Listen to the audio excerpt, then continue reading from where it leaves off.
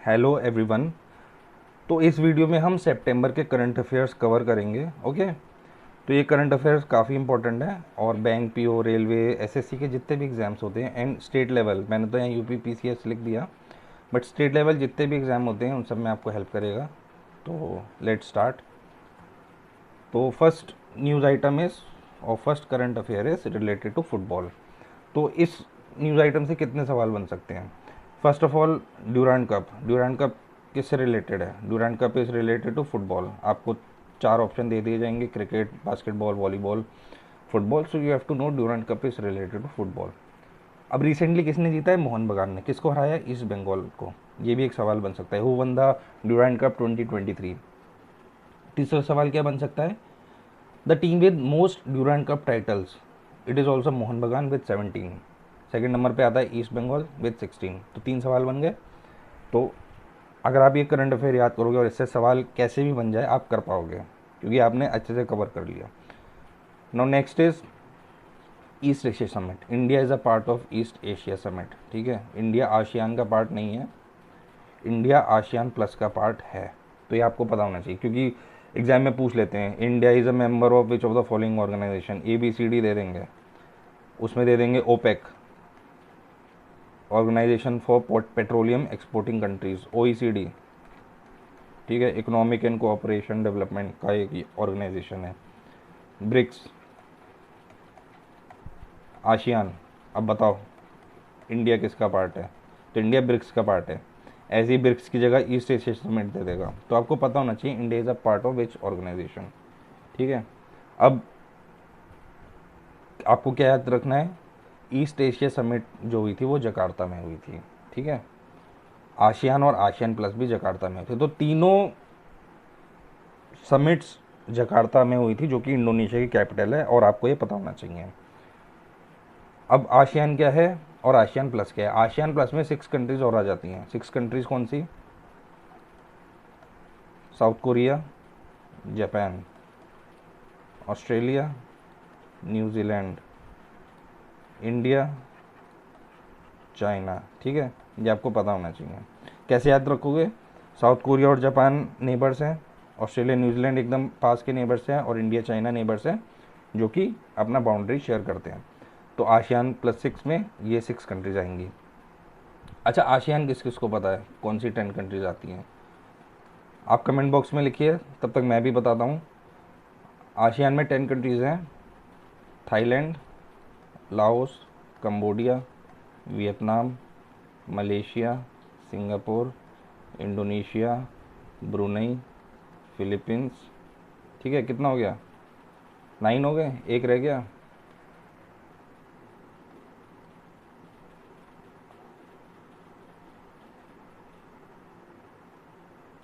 Okay, now this is a homework for you. जो मुझे 10th नहीं याद आ रहा है ये आपको बताना है।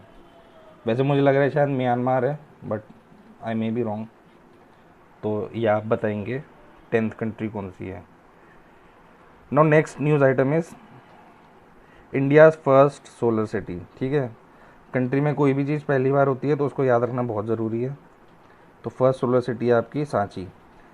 तो ऑप्शन में they can give you Sanchi और Sanchi is a town in Raisen district. दोनों में से कुछ भी हो सकता है ऑप्शन में, आपको दोनों पता होना चाहिए।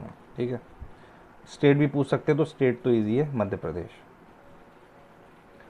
No next is GI tag. GI tag आपको पता ही है। GI टैग क्या होता है? किसी भी जोग्राफिकल एरिया, जो कि स्टेट, टाउन, सिटी, डिस्ट्रिक्ट कुछ भी हो सकता है। तो अगर किसी प्रोडक्ट की उत्पत्ति वहाँ से हो रही है, if the product originates from that place, then it gets a GI tag if it is very famous. Okay, बहुत फेमस है तो हो जाएगा। जैसे मैसूर सिल्क है, मैसूर सिल्क है, बहुत फेमस है, मैसूर का है, तो GI टैग। ठीक है, तो ऐसे ही यहाँ पे क्या है? Koraput Kalajeera rice. Koraput is a district in Orissa. ठीक है, तो it is good GI status. तो आपसे पूछ सकते हैं Koraput Kalajeera rice belongs to which state? Orissa. या फिर which of the following products of Orissa got a GI tag, और फिर आपको ऑप्शन में दे देंगे कोरापुट कालाजीरा राइस, चंदेरी सिल्क, ठीक है, मैसूर सिल्क, या फिर पोचमपल्ली साड़ीज़। ठीक है, अब तो आपको पता होना चाहिए इसका ऑप्शन क्या होगा। No next is a universal pension scheme, ठीक है। तो ये बहुत इंपॉर्टेंट है, क्यों? क्योंकि ट्रांसजेंडर कम्युनिटी को यूनिवर्सल पेंशन स्कीम के अंडर इंक्लूड किया गया है बाय झारखंड गवर्नमेंट। तो आपको पता होना चाहिए, क्वेश्चन आ जाएगा which of the following state has given universal pension scheme to its transgender community. तो आपको बताना चाहिए Jharkhand. Okay, now this is important, ये आपको ऐसे ही पूछ लेंगे कि तुर्की का अब नया नाम क्या है, ठीक है। वैसे तो आई डोंट नो ये क्यों होता है, ये नाम क्यों बदले जाते हैं, इस नाम से क्या बहुत डेवलपमेंट हो जाता है क्या? जैसे इंडिया में भी हो रहा है, बहुत सिटीज़ वगैरह का नाम बदला जा रहा है, but because it is happening, because it is in current affairs, सो हमें याद रखना पड़ेगा। तो तुर्की इज़ नाउ कॉल्ड तुर्की है। Check Republic is now called Chekiya. Swaziland is a country in south Africa, मतलब southern part of Africa, not south Africa. It is now called E स्वातिनी। Holland को अब Netherlands कहा जाता है। Macedonia is simple Republic of North Macedonia, simple. Ceylon सबको पता है, श्रीलंका कहा जाता है। आयरिश फ्री स्टेट है, अब उसको आयरलैंड कहा जाता है। आयरिश फ्री स्टेट क्या थी? आयरिश फ्री स्टेट पहले यूके के अंडर आती थी, या ब्रिटेन कह सकते हैं। तो यहाँ पे रेवोल्यूशन हुआ, इंडिपेंडेंस मिली, तो ये फ्री स्टेट बना और फिर आयरलैंड बन गया, ठीक है। Now Cape Verde is also a country in in African continent. Now it is called Republic of Cabo Verde. Siam is now called Thailand. Burma is now called Myanmar, and Persia is now called Iran. Simple. Okay. Now this is important because this is a literary festival which brings India and Nepal together. Okay. अगर ये literary festival सिर्फ नेपाल में हो रहा होता तो याद करने की इतनी ज़रूरत नहीं थी, but because it is Kathmandu Kalinga literary festival, which means the Kalinga part of India, which is in Odisha, and Nepal have come together for this literary festival. So we have to remember कहाँ हुआ था ये? ललितपुर, नेपाल में। तो first of all they can ask you Kathmandu Kalinga literary festival कहाँ हुआ था, दे can give you option. Option में नेपाल भी हो सकता है, ऑप्शन में सिटी भी हो सकती है, you have to know. Okay, now this is a very important announcement because this is related to UNGA, United Nations General Assembly, and its president is being selected or elected, and his name is Denis Francis. You have to remember this name, Denis Francis, very important. Denis Francis is very important, you have to remember this. Okay, so he belongs to which country? Trinidad and Tobago. ये West Indian islands हैं, उसका part है। जैसे West Indies में बहुत islands हैं, आपको पता होगा, जमैका है, सेंट किट्स है, सेंट लूसिया है, ठीक है। ट्रिनिडाड एंड टबैगो तो हमने पढ़ लिया, Barbados. Okay, so you have to remember this, you don't have to remember this island, but you have to remember this that the new president of United Nations General Assembly, whose name is Denis Francis, belongs to Trinidad and Tobago. Now this is important because अभी गति शक्ति विश्वविद्यालय बना था जो कि वडोदरा में है। ज़्यादातर चीज़ें आजकल गुजरात में ही हो रही हैं, पता नहीं और स्टेट्स को शायद भूल गए हमारे प्रधानमंत्री जी। तो खैर आपको याद क्या करना है, अब आपसे पूछ लेंगे गति शक्ति विश्वविद्यालय collaborated with which company for Indian aviation sector. So you should know Airbus. Airbus क्या है? एयरबस एरोप्लेन्स के इंजन्स बनाती है और एरोप्लेन्स भी बनाती है। So it is a very famous company with lot of experience in aviation market with which गति शक्ति विश्वविद्यालय हैज़ कोलैबोरेटेड। तो ये याद करना है। नेक्स्ट आइटम इज, अब हम ATM जाते हैं तो हम कार्ड यूज़ करते हैं कैश विड्रॉल के लिए। अब नई टेक्नोलॉजी क्या आ गई है? UPI ATM। UPI ATM मतलब कैशलेस विड्रॉल। UPI पिन डालिए और कैश बाहर। तो ये डिजिटल ट्रांजैक्शन में बहुत अच्छी चीज़ है जो हमारी गवर्नमेंट कर रही है, national payment corporation of India के साथ मिलके जो UPI लाई है। बहुत रेवोल्यूशनरी चीज़ है ये, ठीक है। तो उसी रेवोल्यूशन का एक पार्ट है UPI ATM। तो इसमें क्या याद रखना है? इसमें हिटाची याद रखना है। लेकिन ask you, the UPI ATM launch recently by NPCI is in collaboration with which company, तो हिटाची पता होना चाहिए, ठीक है। और NPCI ने ऐसे ही और पेमेंट इनिशिएटिव लॉन्च की जिसका नाम है hello UPI and Bharat bill pay connect, ठीक है। तो ये दोनों चीज़ याद रखनी है। तो they can ask you which of the following initiatives are launched by NPCI during global fintech fest, Bharat bill pay connect and hello UPI। Now next is, अच्छा ये बहुत बहुत इंपॉर्टेंट, बहुत ज़्यादा, कैसे मैं बताता हूँ। इंडिया में बहुत से लोग हैं जो किसी नाम से जाने जाते हैं, जैसे मिसाइल मैन ऑफ इंडिया कौन है, ये तो पता ही होगा, APJ अब्दुल कलाम, ठीक है। ऐसे ही वाटर मैन ऑफ इंडिया कौन है, आई गेस राकेश कुमार, ऐसी कुछ नाम है, प्लीज़ गूगल कर लीजिएगा, मैं थोड़ा नाम गलत हो सकता है, राकेश या राजेश ऐसी कुछ है। इनको वाटरमैन क्यों क्यों कहा जाता है, बिकॉज इन्होंने वाटर कंजर्वेशन में बहुत अच्छा रोल प्ले किया है। लाइक राजस्थान और पंजाब जैसी स्टेट्स में इन्होंने कुछ छोटी छोटी नदियों को रिवाइव करने में बहुत बड़ा रोल प्ले किया है। So he is water man of India. ऐसे ही मून मैन ऑफ इंडिया आपको पता होना चाहिए क्योंकि ये न्यूज़ में है, ठीक है। तो ये कौन है, Mylswamy Annadurai, doctor Mylswamy Annadurai, moon man of India, ठीक है।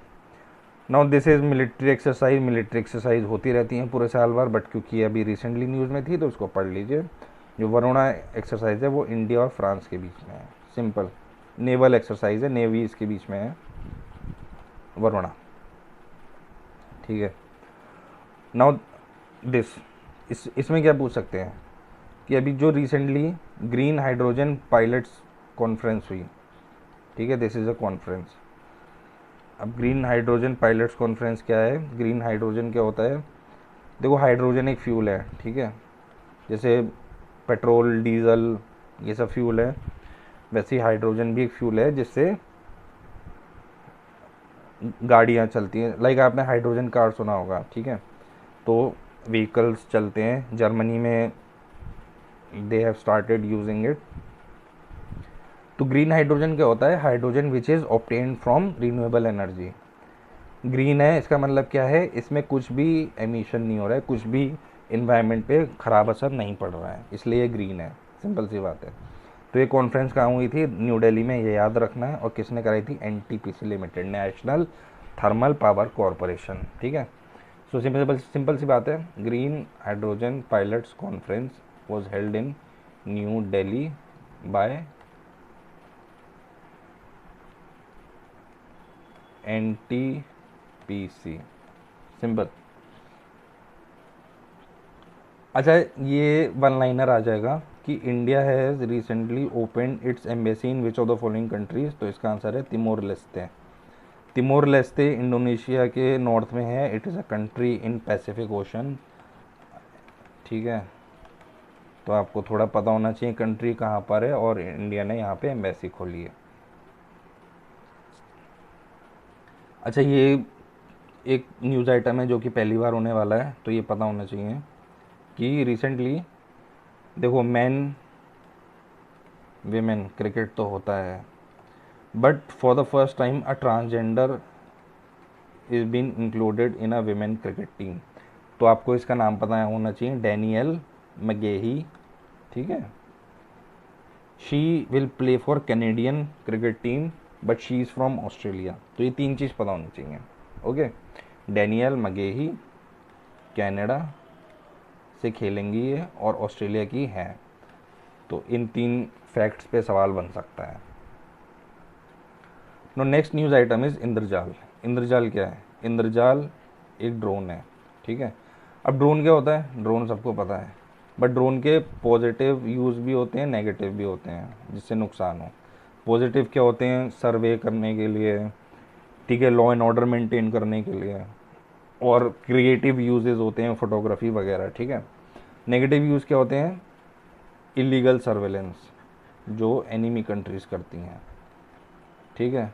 तो उसको ध्वस्त करने के लिए, उसको काउंटर करने के लिए इंद्रजाल बना है, which is a counter unmanned aircraft system, ठीक है। Safeguarding against micro, mini, small, large and extra large drones. अब सपोज ये इंडिया का बॉर्डर है, ठीक है, पाकिस्तान से। अब पाकिस्तान ने एक ड्रोन भेजा सर्वेलेंस करने के लिए कि देखें कहाँ कहाँ आर्मी तैनात है ताकि हम हमला कर सकें। अब कैसे बचा जाए? तो हवा में ये ड्रोन जो उड़ रहा है, इसको हवा में ही ध्वस्त करने के लिए ये है ये इंद्रजाल, काउंटर अनमैन्ड एयरक्राफ्ट सिस्टम। तो ये हमारी डिफेंस कैपेबिलिटी को बहुत बढ़ाता है and it is modern and sophisticated. Now next is this sniper, moon sniper mission. तो आप सबको पता है इंडिया का चंद्रयान सक्सेसफुल हुआ, चंद्रयान 3, जब हमने लैंड किया मून के साउथ पोल पे।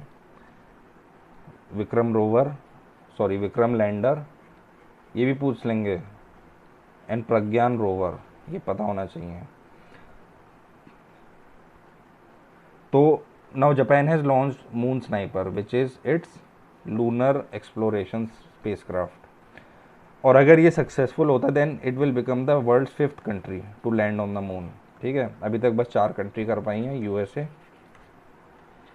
China, Russia, India. इंडिया पहली कर चुकी थी, लेकिन अब इंडिया ने पहली बार साउथ पोल पे किया है। And India is the only country to land on the south pole, ये भी पता होना चाहिए, south pole of the moon. ठीक है, no next item is US Open. US Open was in news because Novak जोकोविच ने ये जीता है, जो कि सर्बिया के प्लेयर हैं, बहुत ही बढ़िया प्लेयर हैं, बहुत बढ़िया प्लेयर। आप इससे अंदाज़ा लगा सकते हैं that he has got 24 grand slams. Roger Federer, जिनको ग्रेट कहा जाता है, उनके 20 हैं। राफेल नडाल, जिनको भी ग्रेट कहा जाता है, इनके 21 है। तो नोवाक जोकोविच क्या हुए, जिनके 3 ज़्यादा हैं। So he is the greatest now in tennis. He defeated Daniil Medvedev. तो अभी रिसेंटली क्या देखा गया है, that just don't ask who was the winner, they also ask that who he defeated. Like सवाल बन जाएगा, नोवाक जोकोविच जिन्होंने यूएस ओपन जीता, इन्होंने किसको हराया था? और तो ऑप्शन में होगा, तो आपको पता होना चाहिए दानियल मेदवेदेव। ठीक है, ऐसे ही कोको गॉफ ने विमेन यूएस ओपन जीता है, एंड इन्होंने किसको हराया? Aryna Sabalenka. तो Coco Gauff is a US player, तो ऐसे आप याद कर सकते हो, she belongs to the United States, और इन्होंने ही यूएस ओपन जीता, तो कोको गॉफ, और इन्होंने हराया अरायना साबालेंका को। Now this is a descriptive topic, ये आप रीड करिएगा बिल्कुल। इसमें एक चीज़ बहुत सबसे ज़्यादा इम्पोर्टेंट है, which is New Delhi declaration. तो they can ask you in exam that during India's G20 presidency, the New Delhi Declaration was signed, which is related to green financing। बस ये पता होना चाहिए, क्योंकि अभी क्लाइमेट चेंज पे बहुत काम हो रहा है। तो New Delhi declaration is related to $5.9 trillion financing for green projects. Simple सी बात है। Now what is this geopolitical diplomacy, जो कि G20 का एक सक्सेसफुल पार्ट है। The G20 success of geopolitical diplomacy focuses on the role played by India for facilitating consensus on geopolitical issues like Russia Ukraine crisis. तो ये simple है, इसमें सवाल नहीं बनेगा, बट आपको पता होना चाहिए। ऐसे ही एक इस्तांबुल अग्रीमेंट है। इस्तांबुल अग्रीमेंट क्या है? अब रशिया और यूक्रेन में लड़ाई हो रही है। लड़ाई में सबसे ज़्यादा परेशान कौन होती है? जनता, पब्लिक। क्यों? क्योंकि जो एसेंशियल कमोडिटीज़ होती हैं, जैसे दाल, चावल, सब्जी, जो भी है, वो या तो नहीं पहुंच पाता है इनके पास, और अगर पहुंचता है तो बहुत महंगा हो जाता है, 10 गुना हो जाता है। तो इस्तांबुल अग्रीमेंट क्या कहता है? Unhindered delivery of grain, food stuff and fertiliser between Russia and Ukraine. मतलब खाने की चीज़ और बाकी जो एसेंशियल कमोडिटीज़ हैं, ये इन पे बिना रुकावट के पहुंचाई जाएं। यही है इस्तांबुल अग्रीमेंट। इस पे क्वेश्चन बन सकता है, and you should know what is Istanbul agreement. Now next is economic corridor. Economic corridor कौन सा है ये? India, Middle East and Europe. अब इसको कैसे याद करोगे और ये क्यों इम्पोर्टेंट है? ये इम्पोर्टेंट इसलिए है क्योंकि ये इंडिया को कनेक्ट करेगा मिडिल ईस्ट से, जिसमें कि आपका सऊदी, यूएई, ईरान ये सब आता है, और फिर ईस्टर्न यूरोप से, जिसमें कि countries like Latvia, Estonia, Lithuania, Italy, Greece, Romania, Ukraine, ऐसी कंट्रीज आती हैं, पोलैंड, जहाँ पे इंडिया अपना मार्केट कैप्चर कर सकता है। तो ये कॉरिडोर ऐसे रन करेगा, और ये मूवमेंट ऑफ ट्रेड, पीपल, इन सब के लिए बहुत ज़रूरी है, बहुत इम्पोर्टेंट है। Now what is going to do, it will counter MSR is maritime silk road and this is a project of China। ठीक है, तो अब चाइना को काउंटर करना है, तो countries like USA, European Union, Italy, UAE, Saudi and Germany आ गए हैं India, Middle East and Europe economic corridor बनाने हैं। तो आपको ये पता होना चाहिए विच कंट्रीज आर इंक्लूडेड, और आपको ये कंसेप्ट पता होना चाहिए ये कॉरिडोर क्यों बनाया जा रहा है। अब जैसे कभी कभी सवाल पूछ लेते हैं दैट द साइक्लोन और the storm Daniel affected which country, तो आपको पता होना चाहिए लीबिया, क्योंकि ये करंट में है तो ये पूछ सकते हैं। Libya in a state of emergency after a powerful storm named Daniel. ठीक है, now this is very important, Vijayawada railway station is in Andhra Pradesh and it got green railway station certification of platinum rating by Indian Green Building Council। ठीक है, देखो अब greenery और green initiatives बहुत काम हो रहा है, जैसे कि we just studied about new Delhi declaration which is about green initiatives, 5.9 trillion dollars की बात करी गई है उसमें। तो ऐसे ही इंडियन ग्रीन बिल्डिंग काउंसिल क्या है, it promotes green building. Green buildings क्या होती है? जिसमें ग्रीनरी ज़्यादा हो, रेन वाटर हार्वेस्टिंग हो, उसका डिज़ाइन ऐसा हो कि कार्बन एमिशन कम हो। कार्बन एमिशन कैसे कम होंगे कि एसी या एयर कंडीशनर का यूज़ कम हो, तो उसके लिए नेचुरल विंड सर्कुलेशन होना चाहिए। ठीक है, सोलर पैनल्स का यूज़ होना चाहिए, तो ऐसी चीज़ें। तो it has given platinum rating to Vijayawada railway station. तो आपसे ये पूछ सकते हैं which of the following railway station got the platinum rating by the Indian green building council. ठीक है, विजयवाड़ा।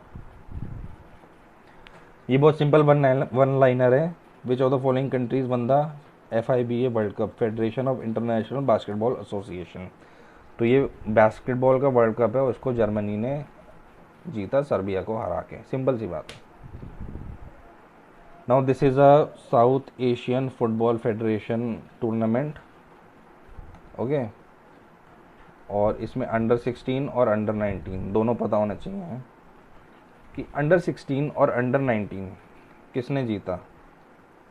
ठीक है, ओके, तो दोनों टूर्नामेंट्स इंडिया ने जीते, but you should know India ने अंडर 16 में बांग्लादेश को जिताया और अंडर 19 में पाकिस्तान को जिताया। सिंपल सी बात है, ऐसे याद कर लेना that Bangladesh is a smaller country by area, so under 16 में इंडिया ने बांग्लादेश को हराया एंड पाकिस्तान को अंडर 19 में। Simple. Moving forward, the Bangus valley festival, simple सा पूछ लेंगे, Bangus valley festival is celebrated in which state और यूनियन टेरिटरी, तो उस केस में आपका आंसर होगा जम्मू एंड कश्मीर।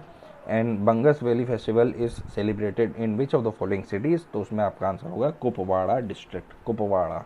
तो एक कुपवाड़ा याद रखना, ठीक है।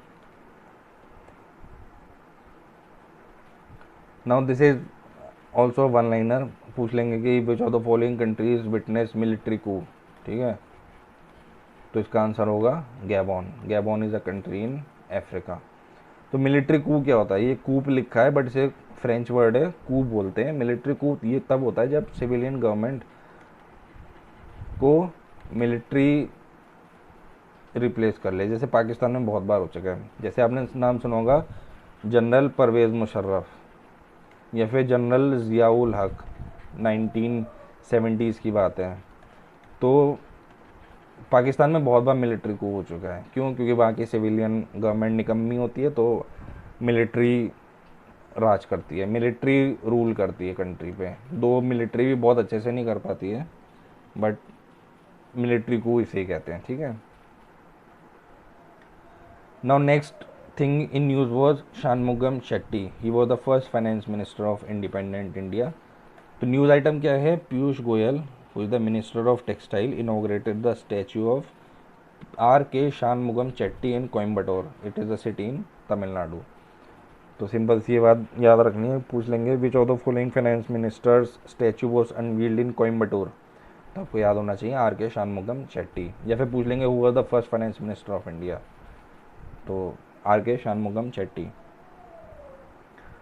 No next item is one nation one election. What is this? One nation one election क्या है? One nation one election is a thing which means suppose next year April में इलेक्शंस होने हैं, तो अगर वन नेशन वन इलेक्शन लागू कर दिया तो अप्रैल में जब भी इलेक्शन होंगे, जिस भी दिन होंगे, उन सब दिनों में लेजिस्लेटिव असेंबली और लोकसभा मीन सेंटर और स्टेट दोनों के इलेक्शन एक ही टाइम पे हो जाएंगे, ठीक है।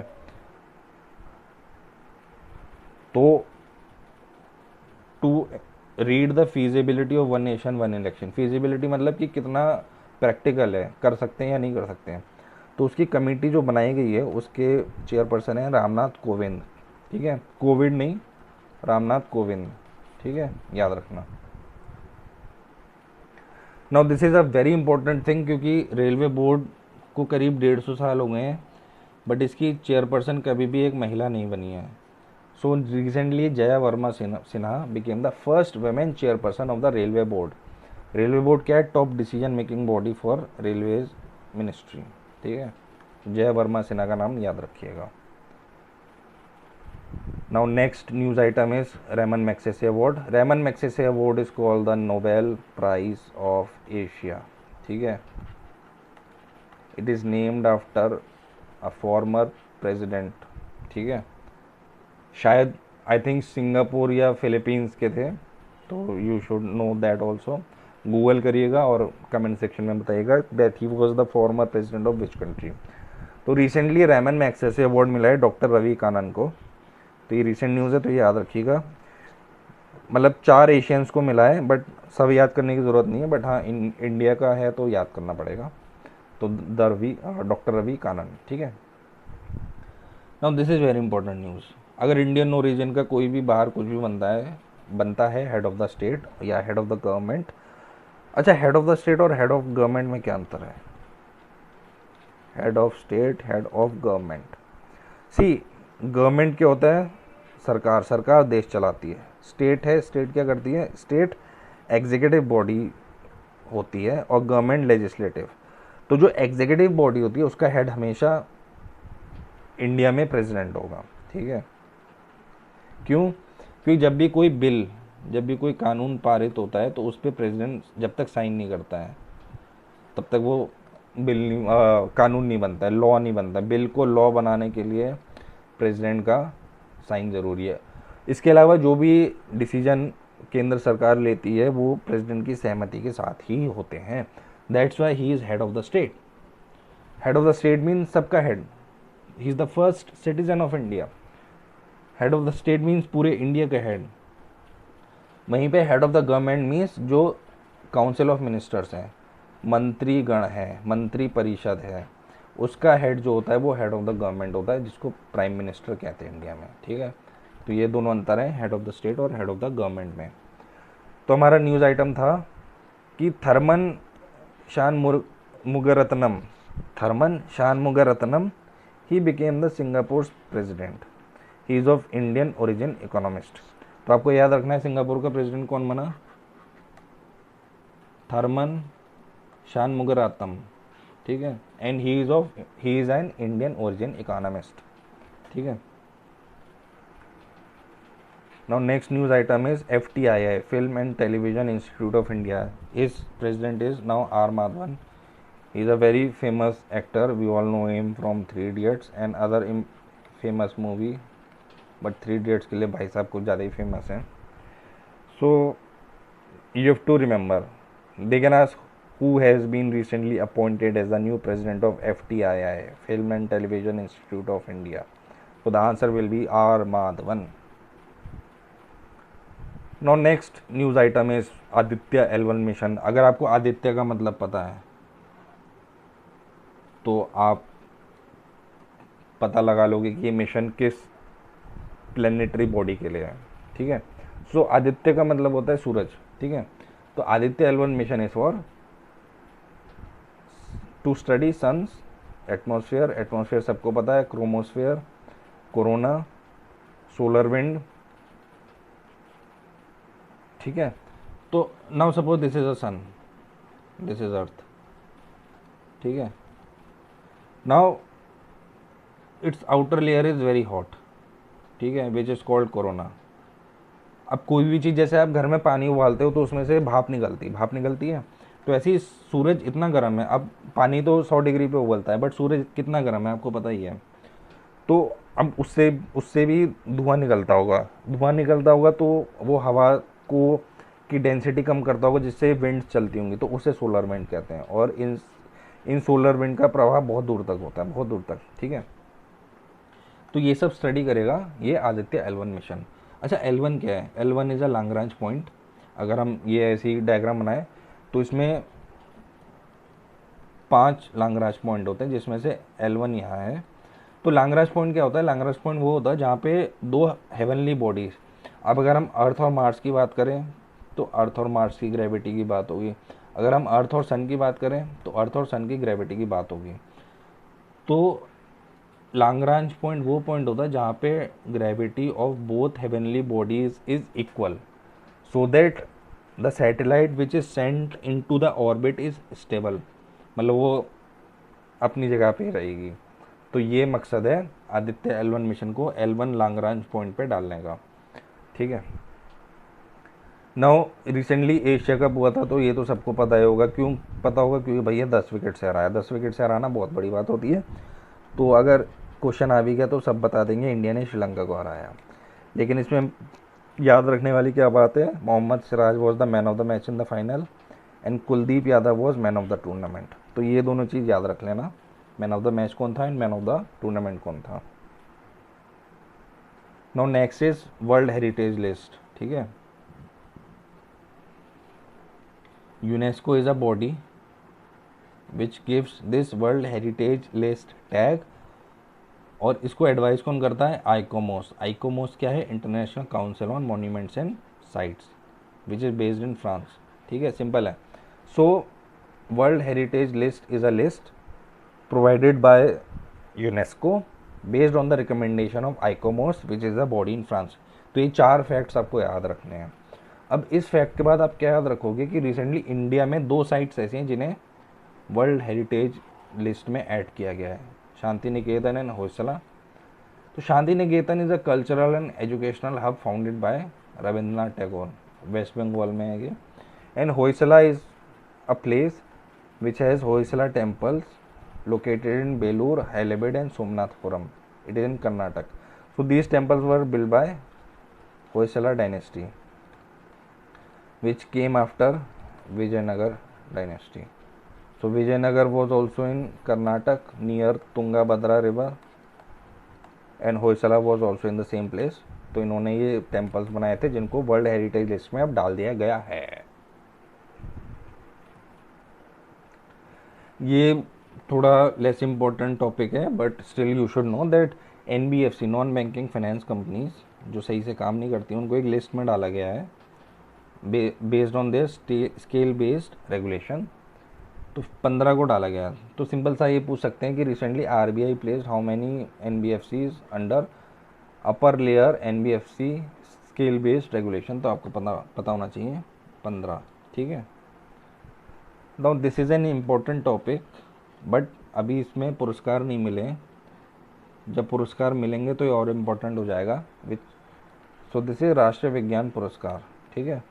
इसको 4 कैटेगरीज में डिवाइड किया गया है, 4 कैटेगरीज में मिलेगा। तो इन पुरस्कार या इन अवार्ड्स को कौन रिकमेंड करेगा कि किसे दिया जाए? So for that we have got Rashtriya Vigyan Puraskar committee which will be headed by the principal scientific advisor. It is a very important position in government of India. और प्रिंसिपल साइंटिफिक एडवाइज़र द्वारा गठित कमेटी जिनके खुद हेड होंगे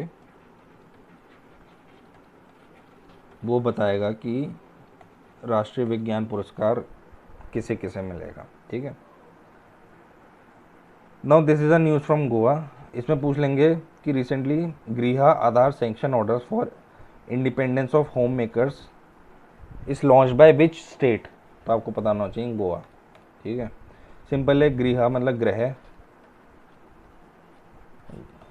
home makers कौन होते हैं, जो घर की देख रेख करते हैं, बच्चों का ध्यान रखना, औरों का ध्यान रखना। तो ये ड्यूटी मदर फादर दोनों की होती है, मतलब मेल फीमेल दोनों की। ठीक है। बट ट्रेडिशनली इंडिया में क्या है, father is the bread earner, तो ये जॉब पे चले जाते हैं, तो मदर घर पे सब देखती हैं। So she becomes the home maker. तो ये इनके बेनिफिट के लिए है गृह आधार सैंक्शन ऑर्डर्स। दो, ये घर की देखरेख का काम दोनों का होना चाहिए, because it's the responsibility of both. But traditional Indian society में it was limited to women. अब टाइम के साथ चेंज हो रहा है। So you have to remember Goa. अच्छा, अभी रिसेंटली नीपा वायरस बहुत फैल रहा है, specially in the state of Kerala.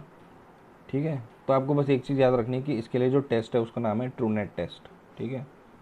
तो पूछ लेंगे Truenat test is for which of the following disease, ABCD, tuberculosis, dengue, diphtheria, Nipah. अब आपको पता होना चाहिए नीपा के लिए है। ठीक है। Now this is very important. Best tourism village of India for the year 2023 is Vishwanath Ghat. कैसे याद करोगे? अब देखो, टूरिज्म विलेज है तो मिनिस्ट्री ऑफ टूरिज्म ही देगी। This is very simple. अब विश्वनाथ घाट, विश्व, तो ये थोड़ा बंगाली नेम है। अब बंगाली नेम है तो इसमें वेस्ट बंगाल, असम या त्रिपुरा ही हो सकता है, जहाँ पे मेजॉरिटी बंगाली पॉपुलेशन है। तो अब 3 ऑप्शन में आपको याद रखना है, तो आप 3 में से याद करना आसान है, तो इसका हो गया असम। ठीक है। ये थोड़ा लेसर इम्पोर्टेंट टॉपिक है कि आसियान ने अभी जॉइंट मिलिट्री एक्सरसाइज करी, कहाँ, इंडोनेशिया के साउथ नटूना सी। तो आपको सिर्फ याद रखना है नटूना सी। मतलब पूछ लेंगे कि ASEAN did a military exercise in which sea, तो आपको अरेबियन सी दे सकते हैं, आपको सेलेबस सी दे सकते हैं, आपको कोरल सी दे सकते हैं, नटूना सी, तो आपको पता होना चाहिए। ठीक है। अब ये बहुत इंपॉर्टेंट बॉडी है G77 प्लस चाइना। तो इसकी अभी हाल ही में कहाँ हुई थी समिट, हवाना, जो कि क्यूबा की कैपिटल है। तो क्यूबा की कैपिटल हवाना में G77 प्लस चाइना की समिट हुई थी। अच्छा, ये याद करने वाली चीज़ है क्योंकि इसमें आपसे पूछ सकते हैं ऑपरेशन सजग was done by which of the following. अब इसमें इंडियन आर्मी दे देगा, नेवी दे देगा, एयरफोर्स दे देगा, इंडियन कोस्ट गार्ड। तो आपको पता होना चाहिए इंडियन कोस्ट गार्ड इसका आंसर है। अब उधमपुर रेलवे स्टेशन जो कि जम्मू एंड कश्मीर में है, उसका नाम पड़ गया है captain Tushar Mahajan railway station. Again name changing. अब Udhampur was named after Sardar Udham Singh who was a freedom fighter. अब क्यों, क्या ज़रूरत है इनके नाम पे दूसरे का नाम बदल के रखने का? मतलब if you want to really pay tribute तो एक नया रेलवे स्टेशन बना दो, फिर उसका नाम कर दो कैप्टन तुषार महाजन। सब सी, इन सब नेम चेंजेस से क्या होता है, डेवलपमेंट बढ़ जाता है क्या? नहीं, डेवलपमेंट के लिए तो खुद काम करना पड़ेगा ना, नाम बदलने से क्या होता है? So this is really unacceptable, because वो, ये मेरा पर्सनल ओपिनियन है, but we have to remember this. और मैंने इतना बोल दिया तो शायद आपको अब याद भी रहे, क्योंकि होता है ना कभी कभी किसी चीज़ पे ज़्यादा बहस कर लो तो वो ज़्यादा याद रहती है। तो चलो, अब आपको याद रहेगा कि उधमपुर रेलवे स्टेशन का नाम captain Tushar Mahajan railway station कर दिया गया है। अब इसमें कुछ नहीं, सिंपल याद रखना है, उनके ट्रायल की जो कॉन्फ्रेंस थी वो कहाँ हुई थी, न्यू दिल्ली में। उनके ट्रायल क्या है, United nation commission on international trade law. अब इंटरनेशनल ट्रेड होता है इंडिया चाइना के बीच, इंडिया USA के बीच, तो बिटवीन कंट्रीज़, बिटवीन ऑर्गेनाइजेशन भी होता है, सार्क और ब्रिक्स के बीच। ठीक है, G20। ठीक है। तो इसको कोई तो रूल्स और लॉज गाइड करेंगे ना ट्रेड को, तो उसके लिए ये बॉडी है, ठीक है। No next is Dada Saheb Phalke lifetime achievement award. ये अब दिया जाएगा वहीदा रहमान जी को, तो ये आपको याद करना है, ठीक है। No next is world spice congress I am so sorry, world spice congress organize by the spice board which is under ministry of commerce. तो आपसे पूछ लेंगे spice board is under which ministry, ministry of finance, ministry of commerce, ठीक है, ministry of agriculture, agriculture से लोग बहुत confuse हो जाएंगे, तो आपको पता ना होना चाहिए it is under ministry of commerce and industry which organizes world spice congress in Vashi Navi Mumbai, ठीक है। दोनों चीज़ याद रखनी है, वर्ल्ड स्पाइस कांग्रेस कहाँ हुई और किसने कराई और किसके अंडर है। 3 फैक्ट्स बन गए, 3 क्वेश्चन बन सकते हैं इससे। Now this is very important news, क्यों? क्योंकि Singapore has become world's freest economy. Free economy क्या होता है? कोई रोक टोक नहीं, कोई बैरियर नहीं, कोई ऐसे रूल्स और रेगुलेशन नहीं जिससे इन्वेस्टर दूर भाग जाएं। तो सिंगापुर ने अभी हांगकांग को पीछे छोड़ दिया। और ये इंपॉर्टेंट क्यों? क्योंकि हांगकांग 53 साल तक नंबर 1 पे था। बताओ, 53 साल तक, तो 53 साल तक नंबर 1 पे था, इसलिए हो जाता है वेरी इंपॉर्टेंट, ठीक है, स्टार लगा लो यहाँ पे।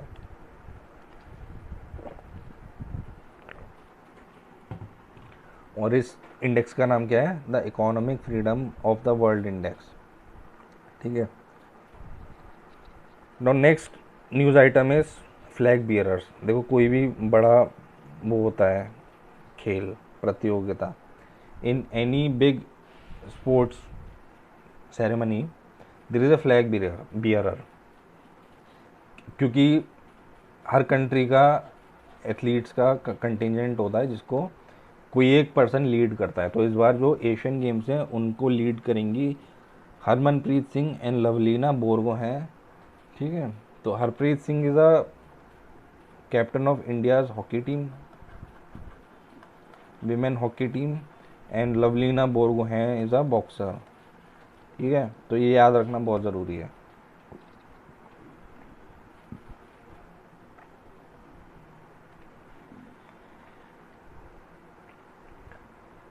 Now recently Global Innovation Index was in news which is released by the World Intellectual Property Organization। तो एक तो ये याद करने वाली चीज़ हो गई कि global innovation index is release by which of the following organization. अब आपसे पूछ लेंगे world economic fund, sorry forum, IMF, world bank and world intellectual property organization. तो आपको पता होना चाहिए सही जवाब क्या है, ठीक है। और इंडिया की रैंक क्या है? 40। रिटेन मतलब पहले ही 40 थी। तो एक तो ये चीज़ याद रखनी और एक इंडिया की रैंक, ठीक है। अच्छा, अभी हमने ग्रीन हाइड्रोजन की बात करी थी, ठीक है, ग्रीन हाइड्रोजन की बात करी थी। अब आ गया ना, देखो ग्रीन हाइड्रोजन पावर्ड बस, मतलब बस चल रही है ग्रीन हाइड्रोजन से। तो इंडिया की सबसे पहली ग्रीन हाइड्रोजन बस किसने लॉन्च करी है? इंडियन ऑयल कॉरपोरेशन ने, ठीक है। क्लाइमेट चेंज से बचने के लिए हाइड्रोजन का यूज़ किया जा रहा है, वो भी ग्रीन हाइड्रोजन। ग्रीन हाइड्रोजन क्या है कंसेप्ट मैं आपको बता चुका हूँ। It is made from renewable energy and it is India's first green hydrogen bus is launched by Indian Oil Corporation. Now this other item of news becomes important because tiger पे बहुत सवाल आता है। टाइगर कंजर्वेशन बहुत ज़रूरी है। Tiger, elephant, जितनी भी बायोडाइवर्सिटी है इस पर सवाल बहुत आते हैं। तो first thing you have to remember is Madhya Pradesh has the highest number of tigers in the country and it has got a new tiger reserve which is known as Veerangana Durgavati tiger reserve. It is 7th in MP and 54th in India, ठीक है। अब पूछ लेंगे Veerangana Durgavati tiger reserve is in which of the following states. आपको पता होना चाहिए MP, और MP में सबसे ज़्यादा टाइगर है। Now next is Orissa. Orissa की न्यूज़ है। उड़ीसा मतलब इंडिया की इंडिपेंडेंस को 75 ईयर्स से ज़्यादा हो गए हैं, बट अभी तक उड़ीसा को विमेन स्पीकर नहीं मिली थी। स्पीकर विमेन जो थी वो कभी नहीं मिली थी। तो प्रमिला मलिक, नाम याद रखना, प्रमिला मलिक। देखो उड़ीसा में बीजू जनता दल की सरकार है, ये तो याद रहेगा। तो स्पीकर रूलिंग पार्टी का ही होता है। या लेडी है तो होती है। तो Pramila Malik became first women speaker of Orissa assembly, ये याद रखना है आपको, ठीक है। अच्छा, अभी इंडिया कनाडा में जो थोड़ा डिप्लोमेटिक लड़ाई चल रही है, तो उसमें आपने ये सुना होगा फाइव आइज इंटेलिजेंस अलायंस, क्योंकि जो निज्जर की किलिंग थी, जो 6 सेपरेटिस्ट हैं, निज्जर की किलिंग थी, उस पर कैनेडियन प्रेसिडेंट जस्टिन ट्रूडो का कहना है कि he got this news from five eyes alliance. तो आपको ये पता होना चाहिए फाइव आइज अलायंस में कौन कौन सी कंट्री हैं, ठीक है। तो फाइव आइज अलायंस क्या है, ओबियसली इंटेलिजेंस से रिलेटेड होगा, और ये वर्ल्ड वॉर 2 के बाद बनाया गया था। इसमें कौन कौन है, US, UK, Canada, Australia, New Zealand. कैसे याद रखोगे, यूएसए और कनाडा पड़ोसी हैं, ठीक है, न्यूजीलैंड और ऑस्ट्रेलिया पड़ोसी हैं, ठीक है, और यूके। देखो कुछ भी होगा यूएसए और यूके तो होगा ही होगा, उसमें इनके बिना काम नहीं चलता है, इनको हर चीज़ में घुसना है। तो ऐसी फाइव आइज अलायंस में ये हैं Canada, US, UK, New Zealand and Australia, ठीक है। अच्छा, एक एग्जीबिशन हुआ था अभी ड्रोन्स का, भारत ड्रोन शक्ति एग्जीबिशन। ये कहाँ हुआ था, हिंडन एयरवेज, जो कि है गाज़ियाबाद में। सिंपल सी बात है, बस इतना से याद रखना है। पूछ लेंगे भारत ड्रोन शक्ति एग्जीबिशन वॉज हेल्ड इन, अब आपको ऑप्शन दे देंगे बेंगलुरु। बेंगलुरु में एयर शो बहुत होता है, लोग हो जाएंगे कन्फ्यूज़। आपको ऑप्शन दे देंगे मुंबई, मुंबई कॉमर्शियल कैपिटल है, वहाँ भी हो, लोग सोचेंगे अरे वहाँ भी हो सकता है, ठीक है, लेकिन इसका आंसर है Ghaziabad, Hindon Airways Ghaziabad. Now next is a conference named Indo-Pacific Army Chiefs Conference। Means Indo Pacific क्या है, इंडो पैसिफिक एक रीजन है जो इंडिया से लेके, यहाँ से समझ लो इंडिया के वेस्टर्न बॉर्डर से लेके, पैसिफिक क्या है, पैसिफिक कहाँ ख़त्म होता है, यूएसए पे, ठीक है। तो इसके बीच में जो भी कंट्रीज़ आती हैं ये इंडो पैसिफिक में आती हैं। अब China, south Korea, Japan, ASEAN में मैंने आपको जितने बताए सब, इवन नॉर्थ कोरिया जो कि अलग ही रहता है, ये सब एशिया पैसिफिक का पार्ट है। तो इसके जो भी आर्मी चीफ थे, ठीक है, अब इंडिया का आर्मी चीफ है, ऐसी जिस भी कंट्री का आर्मी चीफ है, उन सब के बीच में एक कॉन्फ्रेंस हुई थी जो कि नई दिल्ली में हुई थी at the Manekshaw centre. Manekshaw कौन है, आप सबको पता होगा, जनरल सैम मानेकशॉ। इनको फील्ड मार्शल की उपाधि दी गई थी, और अब तक इंडिया में 2 ही लोगों को फील्ड मार्शल की उपाधि दी गई है, ठीक है। एक है, एक minute, I lost the pen, wait wait wait,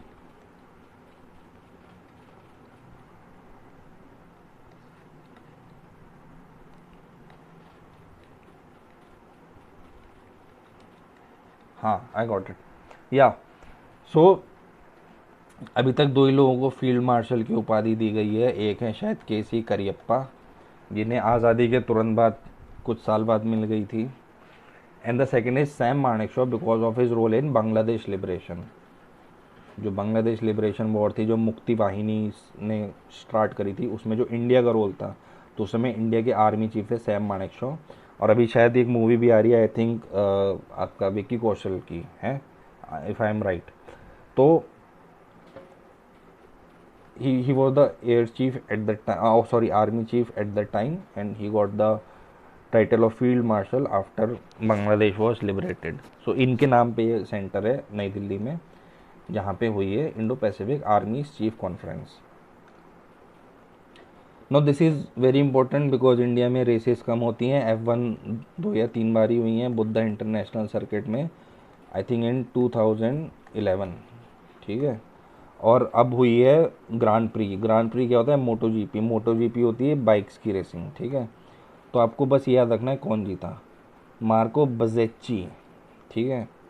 तो ही वन द इनॉग्रल मतलब इंडिया में सबसे पहली बार हुआ है इंडियन ग्रांड प्री, ठीक है। मार्को बजेच्ची, इटालियन है ये, मार्को बजेच्ची, ठीक है। अच्छा, ओडीआईज में वनडे इंटरनेशनल में सबसे ज़्यादा छक्के किसने मारे, इंडिया ने। तो ये आप ऐसे याद कर सकते हो, ये आएगा नहीं, लेकिन कभी कभी होता है जो हम सवाल सोचते नहीं हैं उसमें से 2-3 आ जाते हैं। तो आपको बस ये पता होना चाहिए इंडिया के सबसे ज़्यादा हैं, और इंडिया ने 3006 मारे हैं बस। अब ये थोड़ा इंपॉर्टेंट न्यूज़ है, क्यों? क्योंकि T20 में रिकॉर्ड्स की ऐसी तैसी कर दी गई। T20 में आज तक 300 रन नहीं बने थे, इवन डोमेस्टिक में नहीं बने थे। हम IPL वगैरह देखते हैं तो और भी लीग्स हैं, किसी में भी 300 नहीं बना था। नेपाल ने इंटरनेशनल T20 में ही 300 मार दिए। और इनका जो ये प्लेयर है दीपेंद्र सिंह एरी, इन्होंने 9 बॉल्स में ही 50 मार दी। बहुत बड़ी बात है, 9 बॉल में 50 मारना, मतलब समझ रहे हो क्या होता है। 8 बॉल्स में अगर आप छक्के मारोगे तो आपके बनेंगे 48 रन, विच मीन्स इन्होंने आते ही छक्के मारने शुरू कर दिए 8 बॉल तक, और फिर 2 रन लेके 50 पूरी कर ली। ये मतलब होगा इसका। अच्छा, एक और फैक्ट है, Kushal Malla fastest ever T20 international century. मुझे आप बताइएगा इससे पहले ये रिकॉर्ड किसके नाम था? चलिए मैं ही बता देता हूँ, रोहित शर्मा 36 बॉल पे, आई थिंक श्रीलंका के अगेंस्ट मारा था। और डेविड मिलर के नाम पे भी है, south African batsman, same 36 balls पे। दोनों ने 36 बॉल्स पे सेंचुरी मारी थी, जिसको अब कुशाल मल्ला ने तोड़ दिया है। तो इसमें क्या फैक्ट्स आ रहे हैं? Dipendra Singh आयरी fastest 50, Kushal Malla fastest century, और नेपाल ने 300 बना दिए। अच्छा, किसके अगेंस्ट बनाए? ये भी तो बहुत इंपॉर्टेंट चीज़ है। ये क्या आपको पता है? आई थिंक मंगोलिया के अगेंस्ट बनाए थे। आप कहोगे मंगोलिया क्या टीम है, 300 रन बना दिए। तो नेपाल भी ऐसी कोई बहुत अच्छी नहीं है ना। तो अगर नेपाल 300 बना रही है, इट्स लाइक इंडिया 300 बना रही है अगेंस्ट बांग्लादेश, फिर तो आप कहोगे ना कि हाँ ठीक है। तो no, next news item is Psyche mission. Psyche mission क्या है? और ये एस्ट्रॉयड की स्टडी करेगा बिटवीन मार्स एंड जुपिटर। अच्छा, आपको पता है एस्ट्रॉयड बेल्ट क्या होती है? अगर आपने वो देखा होगा प्लैनेट्स वाला डायग्राम, तो सन है, सन के बाद क्या होता है? मरकरी, वीनस, अर्थ, मार्स, जुपिटर, सॉरी जुपिटर तो सबसे बड़ा हो गया, तो मैंने गलत बना दिया। फिर थोड़ा छोटा सैटर्न जिसमें रिंग्स होते हैं, और फिर बाहर के प्लैनेट। तो यहाँ पे एक रीजन होता है मार्स और जुपिटर के बीच में, जिसे एस्ट्रॉयड बेल्ट कहते हैं। एस्ट्रॉयड क्या होता है? रॉकी स्ट्रक्चर्स होते हैं जो एटमॉस्फेयर में हैं बिटवीन मार्स एंड जुपिटर, ठीक है। तो Psyche mission will explore metallic asteroid, ठीक है, मेटल से जो बने हैं, बिटवीन मार्स एंड जुपिटर। बस इतना याद रखना है कि साइक मिशन का रोल क्या है। या फिर आपसे पूछ लेंगे विच of the following mission is for exploring metallic asteroid between Mars and Jupiter. अब आपको ऑप्शन दे देंगे, अब आप बताओ। साइक मिशन दे दिया, परसीवरेंस रोवर दे दिया, क्यूरियोसिटी रोवर दे दिया, या फिर ओसिरिस रेक्स दे दिया ऑप्शन। तो आपको पता होना चाहिए ना, साइक मिशन इसका आंसर है, ठीक है। अच्छा, रिसेंट अपॉइंटमेंट्स होते हैं प्रेसिडेंट प्राइम मिनिस्टर के, वो एग्ज़ाम में आ जाते हैं, तो ये भी आ सकता है Italian president Giorgio Napolitano, because he was of 90 years of age, और इटली के प्रेसिडेंट थे। तो मतलब बहुत कम चांस है, लेकिन फिर भी आ सकता है, तो एक रीडिंग मार लेना। अच्छा, एक और डेथ हो गई है रिसेंटली, जो हमारे फादर ऑफ ग्रीन रेवोल्यूशन थे, MS Swaminathan, Mankombu Sambasivan Swaminathan. He passed away at 98। तो अब ये नहीं पूछा जाएगा कितनी एज में मरे, बट हाँ ये पूछ लेंगे father of India's green revolution कौन थे, या फिर ही वॉज बॉर्न इन, तो वो आपको पता होना चाहिए, तंजावुर, ठीक है। So we have covered the September current affairs exhaustively, और मैंने आपको अच्छे से समझाया भी है। स्टिल अगर आपको कुछ डाउट हो तो आप मुझे कमेंट्स में पूछ सकते हैं, and I will be very happy to help you. And you can also suggest what all topics I can cover. जैसे करंट अफेयर्स तो मैं कवर करता ही हूँ, बट मैं आगे स्पेसिफिक टॉपिक्स पे भी आपको इंसाइट्स दे सकता हूँ। जैसे कुछ कभी नया होता है, समझ में नहीं आता है, जैसे फार्म लॉज आए थे, बहुत लोगों को नहीं पता था, बहुत लोग बिना जाने ही फेवर में भी हो गए थे और अगेंस्ट भी। बट फेवर और अगेंस्ट में होना अच्छी बात है, लेकिन पता होना चाहिए ना वो चीज़ क्या है। बिना जाने आप कैसे फेवर और अगेंस्ट में हो सकते हो। तो अगर आपको कोई स्पेसिफिकली चीज़ जाननी हो, that also you can ask. So that is all for today, thank you and keep watching.